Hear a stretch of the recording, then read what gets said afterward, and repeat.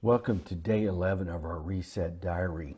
Now, I know we had our Passover celebration on Saturday, and today, as you're receiving this, will be what's, of course, most commonly known as Easter Sunday.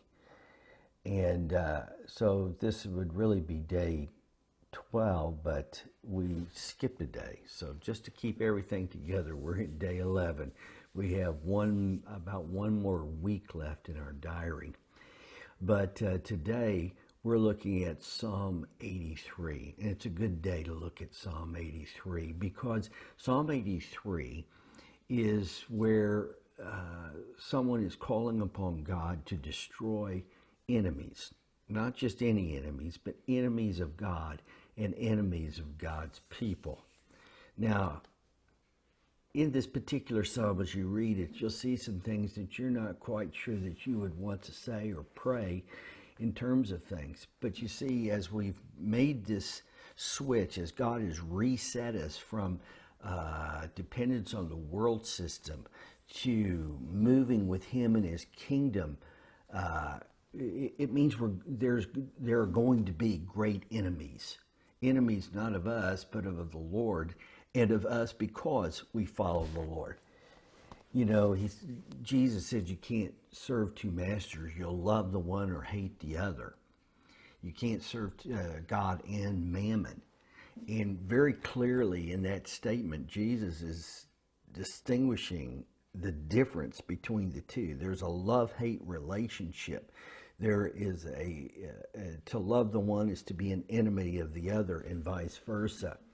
So while we were aligned and depending on the world system, even though we might have considered ourselves aligned with God, we were aligned with a system that's an enemy of God. In a sense, we were an enemy of God.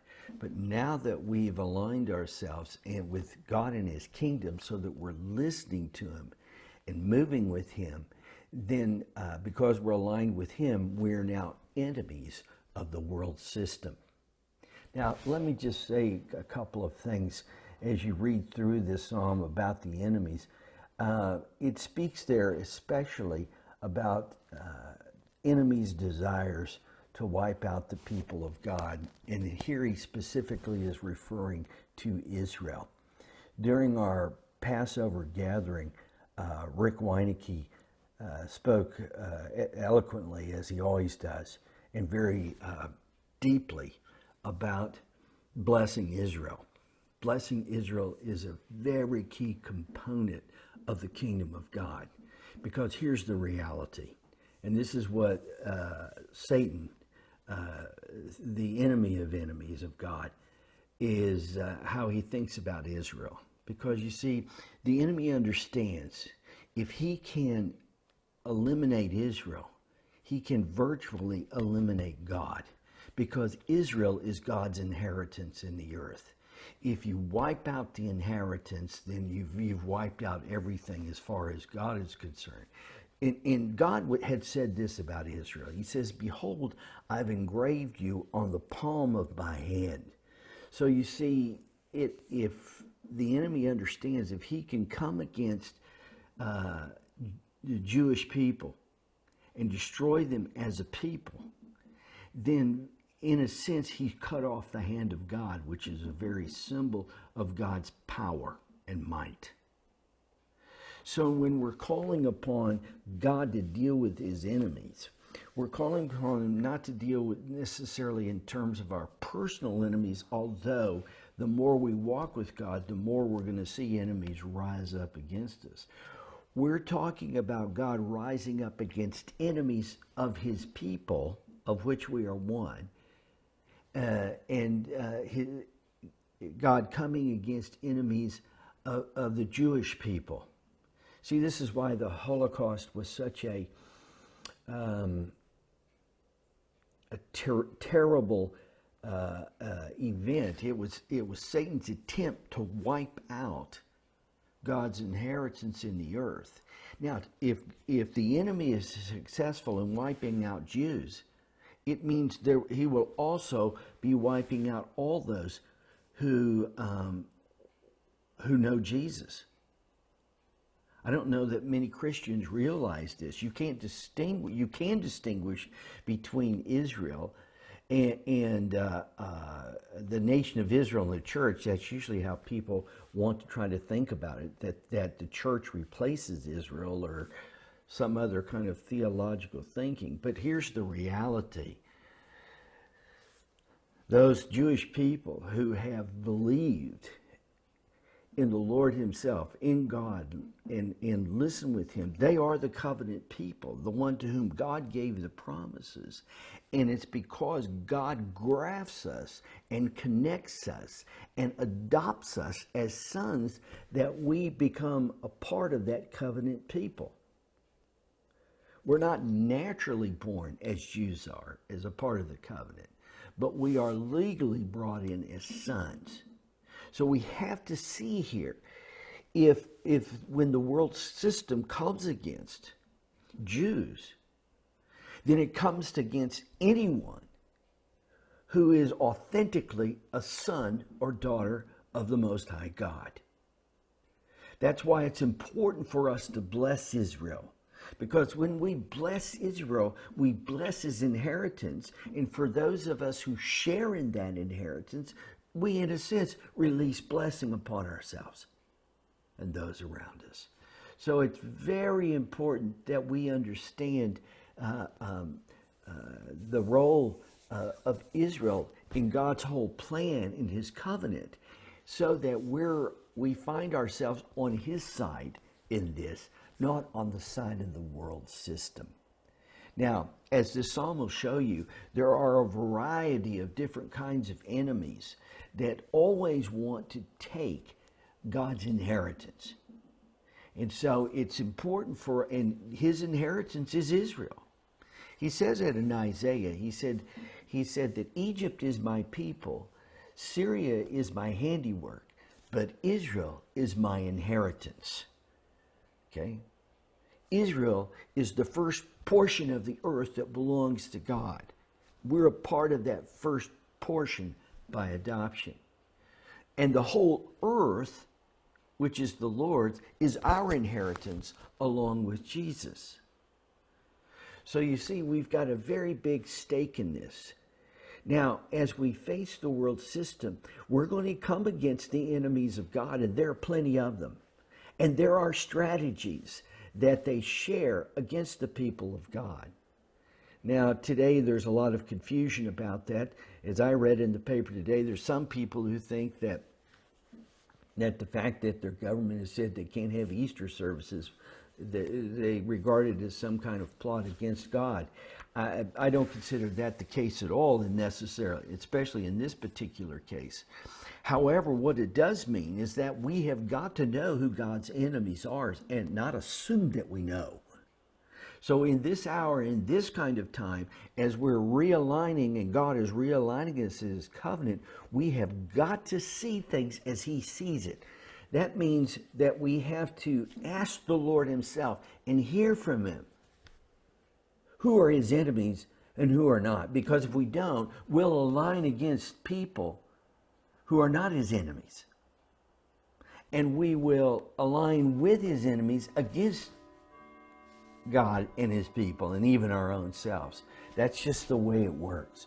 So this is a time I want to encourage you to listen.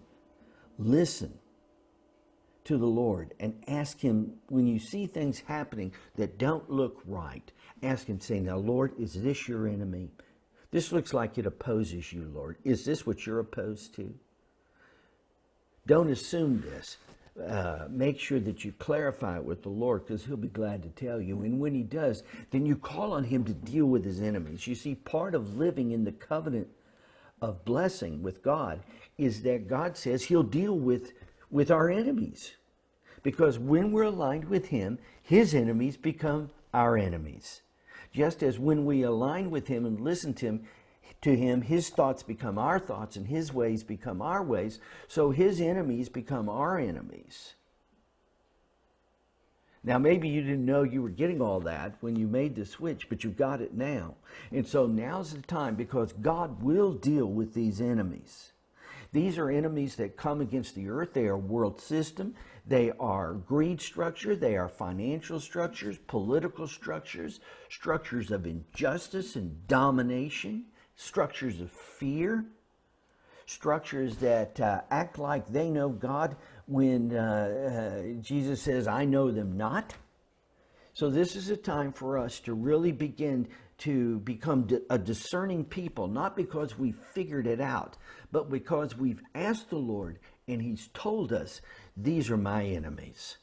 And then He wants us to call on Him to do to them what the psalmist in Psalm 83 is calling upon God to do to their enemies. Yes, we're entering into a new era. Now, I want to mention a couple of things from our Passover get-together. We had almost 800 people. We had 1,300 people who pre-registered, and we had 800 people who actually were online with us from all over the world. And at least 29 countries were included in those who registered. Now, this was our first time to do something like this. It won't be our last time, Lord willing, because this is something that God wants to do with us. He wants to move with us as we walk through this year. I don't know how long these kinds of gatherings will have them or they'll go on, but I know that there'll be more. And so I'm grateful that you were willing to, those of you who joined us were able to. And we have a few issues that we'll clear up for the next time we meet in that kind of platform. For those who signed up but couldn't be a part of it, we're going to send everyone who registered a follow-up letter or two and send you some links so that you can actually participate in it. And I really think that even when you registered, you were a part of it. So everything that took place during that meeting, everything that God released or is doing, you're still a part of that in a very significant way. I also want to point you to a link that I'll send you in relationship to this particular psalm. And it's a link, and I'll send you another video with it as well, that includes Rick Weineke and his Fountain of Tears presentation.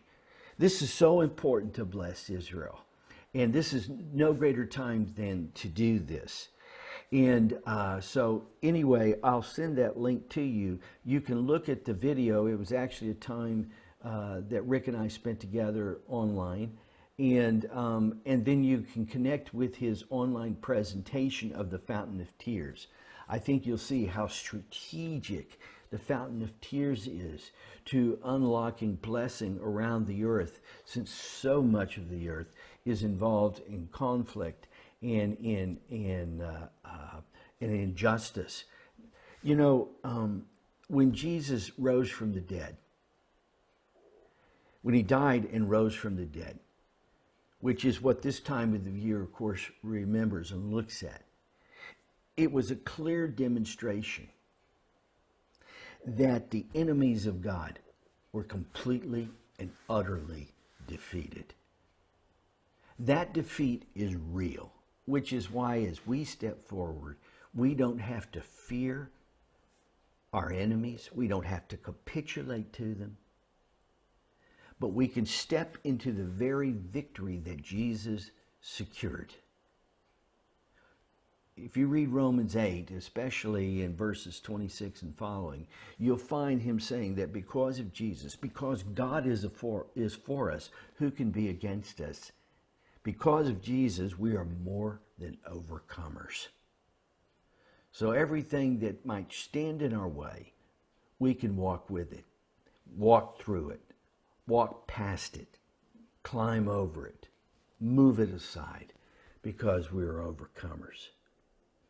Now, don't be fooled during these times, because you're going to hear a lot of different opinions about what's taking place in society.